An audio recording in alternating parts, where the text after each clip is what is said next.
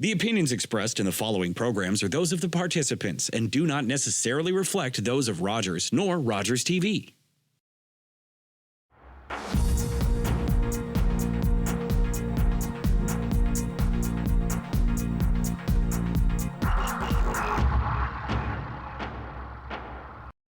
Hello, everyone, and welcome to another edition of Talk Politics. We are back in the studio today, and I'm happy to welcome our guest, Durham MPP Todd McCarthy. Great to be back in the studio, Deborah. Yeah, the last time we did this a few months ago, it was by Zoom, but we are really post-pandemic now, which is wonderful. Aren't we? Yes. Yeah, it almost feels strange being back in the studio.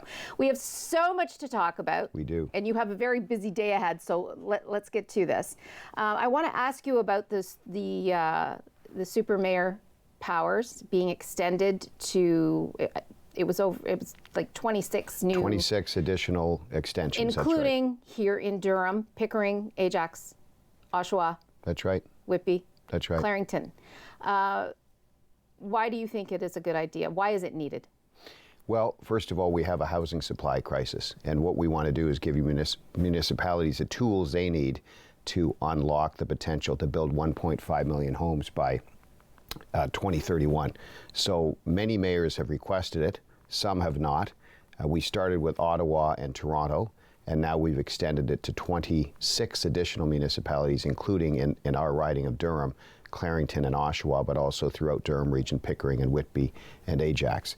And all the mayors have commented on the fact that they have great working relationships with their councils, and to the extent that they do, they don't need to utilize the powers. But all have said that there may be circumstances where they would utilize them.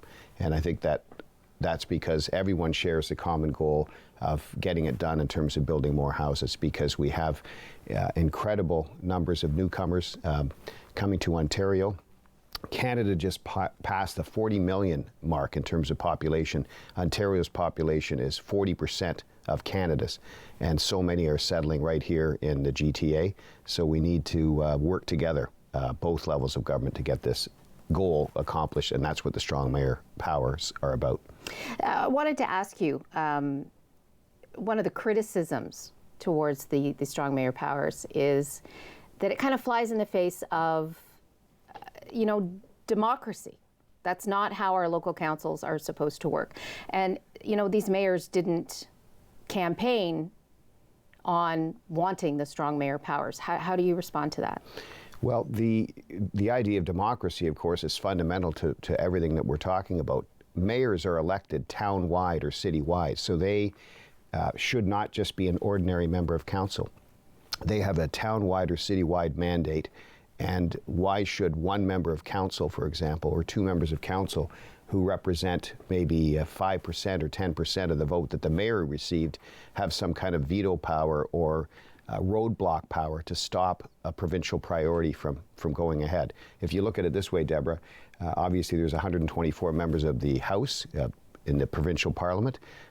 Our government has currently 81 of those members received an overwhelming majority support in a democratic election.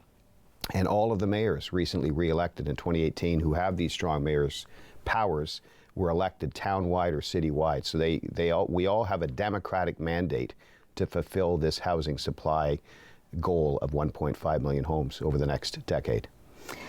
I also have to ask you, in talking to some of the mayors throughout Durham Region, the one thing they have said is that a municipality can, approve new building nonstop, but what many are losing sight of is the fact that there is still a labor shortage, there is still a material shortage, and the strong mayor powers doesn't address that additional challenge. How do you respond and to there that? are many challenges. That's right. Inflation. Now the cost of materials, the cost of labor, the availability of labor is a challenge. What we don't need is red tape and regulation and roadblocks in addition to that. So we do what we can. So provincially, we have introduced all kinds of measures to allow for the building of houses faster, to allow for municipalities to work with us to get it done in a democratic way, I submit, and at the same time to work really hard to get our young people in the skilled trades, to bring newcomers in with skilled trades potential, and to have the labor supply and the supply chain put in a position where we can get the building actually done. But the first step is to make sure we don't have red tape and regulation blocking the process. Okay, let's move on to a big announcement. We are taping this on June 21st. Last week, big announcement. Bowmanville Go extension, one step closer. What was that whole announcement Well, about? for those of us who've been in Durham Region for decades, as I and my family have, we've heard many announcements about the Bowmanville GO train extension, and I certainly, as someone who's only been in elected office now for a year provincially, I would share some of the skepticism of some who've heard it over and over and again. But as you can see now, Deborah, the talk is over. During last year's election campaign, early in the campaign, Premier Ford joined me for the announcement, our government's announcement of the Bowmanville GO train extension. So it was a campaign pledge, provincially and locally, that I'm quite proud of. And then in the last week, just about a week ago, Premier Ford, the Minister of Transportation, the Minister of Finance were all with me here in Durham Region to announce the awarding of the building contract. So, and there's now been some virtual town halls conducted by Metrolinx to keep the public informed about where we are, where we're going in the coming months and years. And so I think by the time we get to the next election of June the 4th, 2026, the only complaint about the Bowmanville GO train extension is maybe some of the noise and dust and inconveniences of having construction going on in our community. But that's a good thing.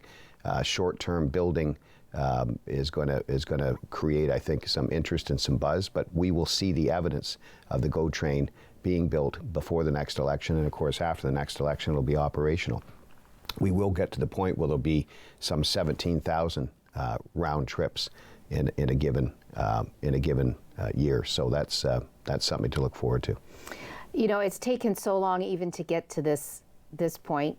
Knowing what you know, when do you expect, or when do you think construction might even begin now that the contract has been awarded? From what I can tell, we're going to see evidence of early construction in late 2024, early 2025.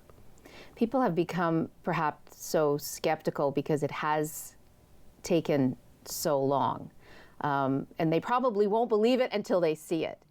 Why is it different now than it has been in years past? Happy are those who have not seen and yet believe. I think I'm quoting biblically there, Deborah. But I understand it when previous governments announce and re-announce something and there's nothing that happens.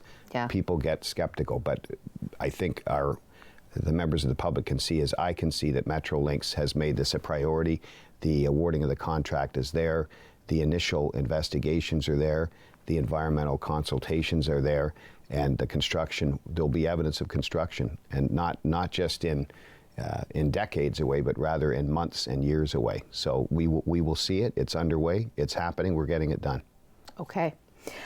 Before we go to break, I want to discuss one more thing with you.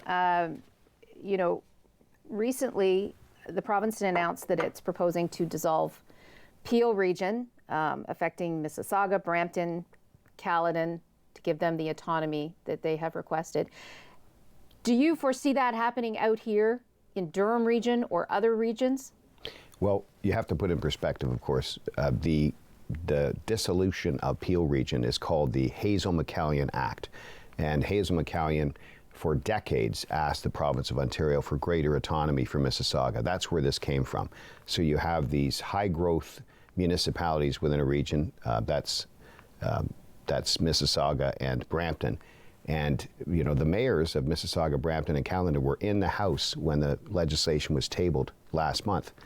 And they support it. There's going to be a transition board appointed. It's not happening immediately. It's not for July 1st, 2023. Rather, it's going to be January 1st, 2025. So there'll be a transition board. There'll be the ability to work with the mayors and the Region of Peel chair to phase out Peel Region and affirm the autonomy of Mississauga and Brampton. That was Hazel-McCallion's wish. That's her legacy. That's why the act is named after her. With respect to other regions, you've heard some mayors like Scarpetti in Markham and Del Duca in Vaughan, yeah, asking that York Region be dissolved. Well, you know, the Premier has simply said we're appointing a facilitator. We'll see what's right for York Region. And we'll have a facilitator appointed here in Durham Region. We'll see what's right for Durham Region. But one thing I can assure you is that this is about listening. What's right? It's not one size fits all. It's not one solution fits every region. What we don't want to see is unnecessary duplication with two-tier government. There's no need for that. And what I hear from, whether it's individual families or individual citizens, businesses, a lot of times there are duplicative efforts or duplicative processes and permits between the local municipality and the region, which just is extra cost and delay for every type of business, every type of building project. That doesn't make any sense. So we're going to have these facilitators appointed. They're going to have discussions with the regional chairs, with all the mayors, with councillors, with citizens and businesses. What's best for Durham Region will be determined. What's best for York Region will be determined. What's best for Peel Region has been determined through listening and consultation, and that will continue over the next year and a half. You know, I can't help thinking and remembering back to when Toronto amalgamated, because at the time I was living in Scarborough, and all we heard was that the cost savings of amalgamation made it the right move. Yes. And it's almost it's just, what happened to the cost savings then? Well, that is one of the goals. It's cost savings, not just in terms of avoiding two-tier government and the costs of that, but it's also about how we interact with government and the cost savings to individuals who don't have to pay twice for the same type of permit or have to increase costs due to the delays associated with two-tier government. So that's another aspect of cost savings that we're talking about. You know, regionalization makes sense in terms of police services, for example, and in other ways it doesn't make sense. But I think everybody can agree, and I certainly heard the opposition members agree with us. They're against red tape and regulation and unnecessary duplication. Everybody's against that, because I always say we serve one citizenry. So I think some people who might not be in favor of, say, the Peel Region dissolution would be the politicians who sit on that council. And in my judgment, we're not here to make everybody happy. If a few people are upset because they don't have a position on an upper tier level of government or a lower tier level of government, we're not here to necessarily allow them to maintain their fiefdom or feather their own nest. We're here to serve the citizenry. So when you have multiple levels of government serving the same citizenry, what makes sense, what saves money, what allows for a faster processing in terms of accessing any service or getting any project or building or business approved. And that is a common complaint, that we just have too much duplication, too much repetitive processes that add to the burden and the cost for our citizens. And that is not serving the citizenry properly. That's why Peel Region dissolution is taking place. That's why the City of Toronto amalgamation took place. And that's why we're appointing facilitators to have these discussions in other regions, including Durham. Okay, I'm going to stop you there. We are in conversation with Durham MPP Todd McCarthy. Stay with us. More after the break.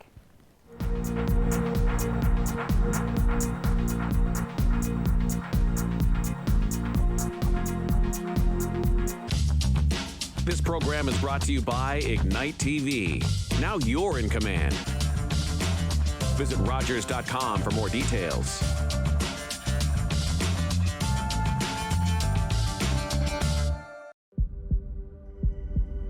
We can be hurt. We can be bruised. We can be broken. Slowed down, confused, and even numbed. But we can't be defeated. We're built on a foundation that's strong. Our mission, unwavering. And together we'll beat as one. Connection. We all need it. We live for it. It makes us feel like we're a part of something bigger. It makes us laugh, cry, and scream out for the world to hear. Connecting Canadians has been our focus for over 60 years, and it's just the beginning. I'm Eric Marchinosa's Cinema Scene in Review. Join me for a monthly movie roundup of new releases either in theaters or available to stream. See you next time in Review. Think it's too late to become more fit? Think again. I'm personal trainer Karen Ross, and my mission is to help you take control and find your way back to health and wellness. Tune in to A Little Bit Fit with me, Karen Ross, here on Rogers TV. This is Rogers TV.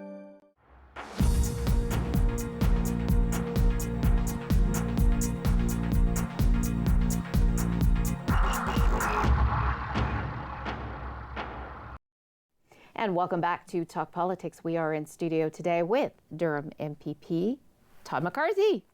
It's so good to be back here with you. It really is, Deborah. Thanks for having me again, and I'm always happy to come by anytime.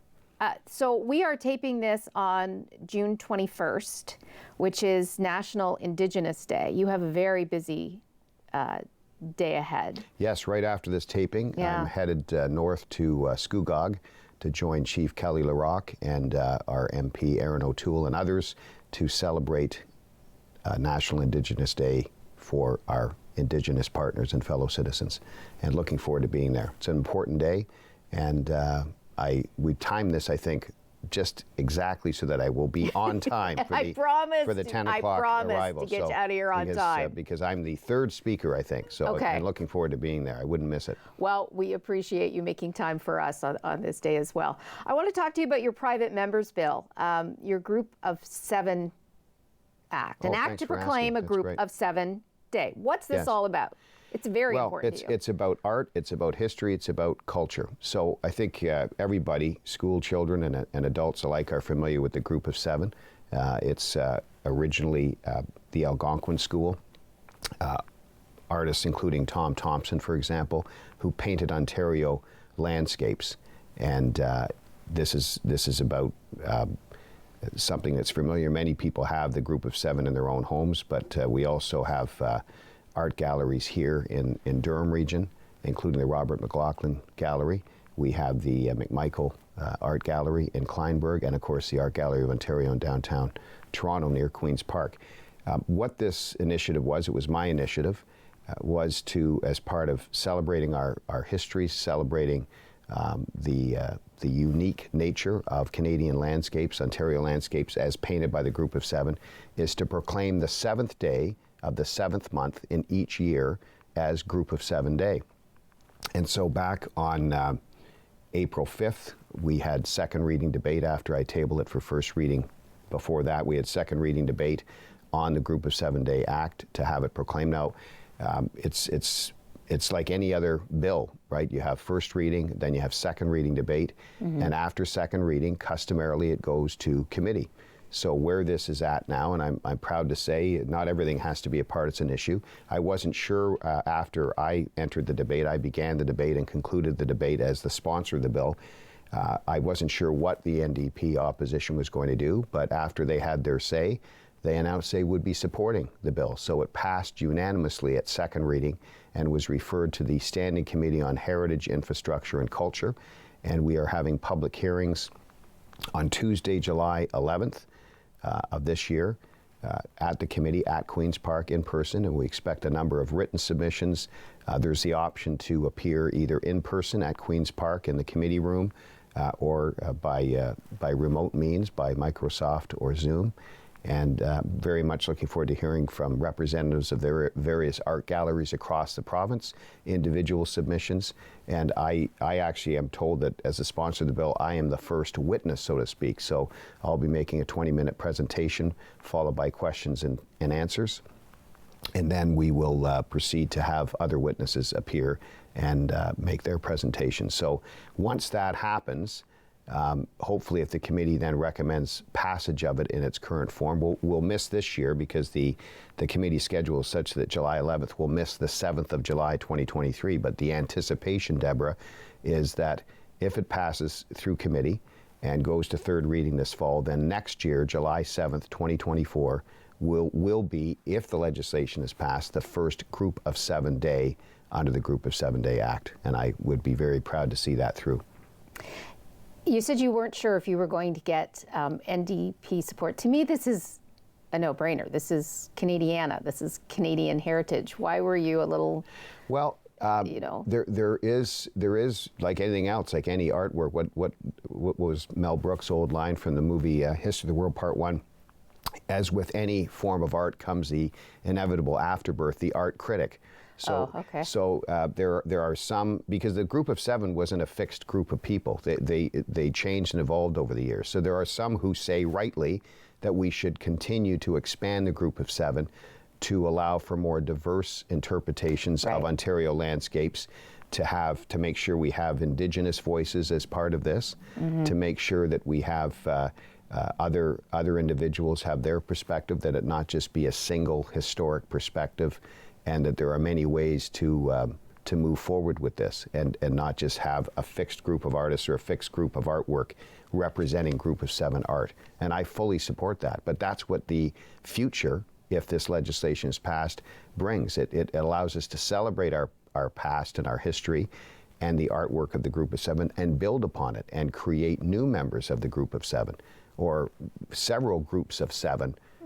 Again, in the same theory, celebrating Canada, celebrating Ontario, celebrating our natural resources and our natural beautiful landscapes and our unique landscapes, because it's saying to the rest of the world, we have a very special place here in Ontario and in Canada, and we say that through art, and it'll help with children. We picked the 7th day of the 7th month because it matches a group of 7. Right. But the idea is in the month of June, in future years, and that'll be starting hopefully next year, in the month of June, the students will tour our local art galleries. We'll learn about the Group of 7. We'll look to perhaps be inspired themselves in creating their own artwork, in traveling down to the AGO and traveling out to the McMichael Kleinberg area, right? The McMichael Gallery in Kleinberg. And Algoma has a studio with Group of 7 works. So to celebrate what we have and what we can add to our history and our beautiful artwork, that's what it's about. So the controversy, I suppose, is this too narrow an interpretation of Canadian landscapes, and ought we to have a different and additional perspective or perspectives on this? And I say, yes, bring it on. That's the point. When you celebrate history, you don't just lock it in a box and never question it or add to it or grow with it. Winston Churchill once said, a nation that forgets its history has no future. Right. The whole point of celebrating our history and the history of Group of 7 art is to look to the future. That's what this is about. And so I welcome the criticisms, but I think it's more of a constructive criticism of art and how we can make the Group of 7 more accessible and more expansive and more inclusive. And that's what this is about as well. Okay. We're rapidly running out of time. I have to ask you, so, you know, you've been the MPP for Durham for a year now. 1 year ago, the PC government was elected. If you were handing out a report card to your government on how the last year has gone, what grade would you give them and why? Well, I think it matters more what grade the voters, the citizens, would give us. And because I'm in the community regularly and listening and talking with our fellow citizens, I would say that we're getting an A grade from all of the feedback that I'm getting. No government is perfect. When there has been some controversy, for example, there was briefly the CUPE workers who were on strike last fall. There was the issue of the lot severances for farmers. These were areas where we listened to the citizens, we listened to the farmers, we listened to the CUPE workers. Our government reached a deal with the CUPE workers after a short period of time in the fall. Our government moved away from the lot severances because we respect and want to protect farmland. The idea behind it was to allow future generations of farming families to make room for future generations on the farm lots. But upon listening to farmers, it was seen to perhaps be putting us in a direction where it might have the opposite effect. So I think that we are a government that said what we were going to do. We're doing what we said we were going to do. And when something raises some controversy and maybe we didn't quite get it right, we listened and responded, pivoted. That's why we're getting an A grade from the citizens, because we've kept our promises. but we listen, because you're elected really for two reasons. The platform that you pledge to implement and that you do implement, and then your judgment while you're in office. And that judgment means continuing to listen. You don't just turn a blind eye to the concerns of any citizen or any group. And by listening, you're doing your job. That's representative democracy. It's getting elected in the first place in a platform and implementing it, and then it's listening and exercising good judgment while you're there. And I think on all fronts, from what I'm hearing from our fellow citizens here in Durham, we're getting an A grade because we're governing wisely and we're listening and we're doing what we said we would do. I do want to ask you, though, about long-term care. Have you done enough to increase the supply? You have to look at what we inherited. So, you know, that for the years 2011 to 2018, the previous Liberal government, 3 years of which involved support by the NDP, only 611 long-term care beds were created in Ontario. So we inherited that unfortunate legacy, and we've had to build on that. We are now on track, as we speak, to build thousands more homes and beds for our senior citizens. And that's important for our loved ones who are seniors, but it's important for our own futures. You know, if we live long enough, each one of us is going to be in need of long-term care at some point. So we are looking to the future, and we're moving as quickly as we can to make up for the lost years when not enough long-term care beds were built by the previous government. Now we're getting it done, and I'm very proud of what we're doing, and more to come for sure. But I know for sure that many people face challenges and want to make sure their loved ones are nearby, and we're going to make that happen right here in Durham Region. Okay, we have 30 seconds left. What are you most proud of your accomplishments over the last year? Just that, you know, the first year to learn the job, you got to learn how to be the spokesperson, the voice for your fellow citizens. I think I'm learning that, but I can always improve. I think I've done a fine job on Treasury Board and in the House. So there's the three aspects to the job, right? Treasury Board, House duty, and then being a good representative right here at home. And we thank you for spending time with us here today. Thanks, I know it's Debra. hard to fit everything into your schedule. Our guest has been Durham MPP Todd McCarthy. On behalf of all of us here at Rogers TV, thanks for joining us.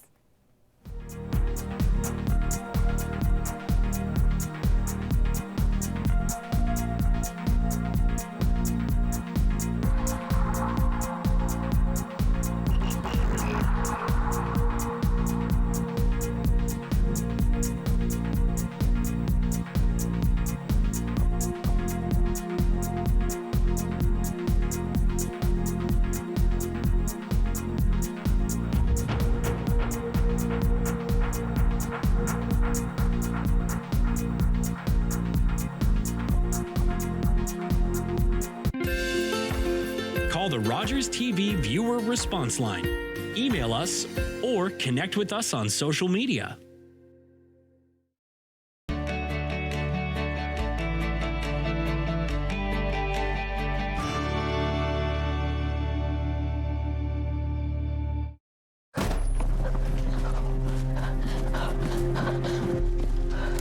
Johnny wanted to go back home. It was 1,000 kilometers away. They forced him to go to the Indian residential school. More than 150,000 of us children had to go. They wanted to change us. Our Father in heaven, hallowed be your name. Hallowed be your name. Thy kingdom come. Thy kingdom come. Thy will be done. Thy will be done. Kill the Indian and the child. It's been called cultural genocide. I survived residential school. My brother Johnny did not. Chani Wenjack was one of thousands of children who died due to Canada's residential school system. More than 80,000 survivors and their families still live with its legacy today. It isn't the heavy trays that make the job difficult, or the fast pace you need to keep up. It's not working another double because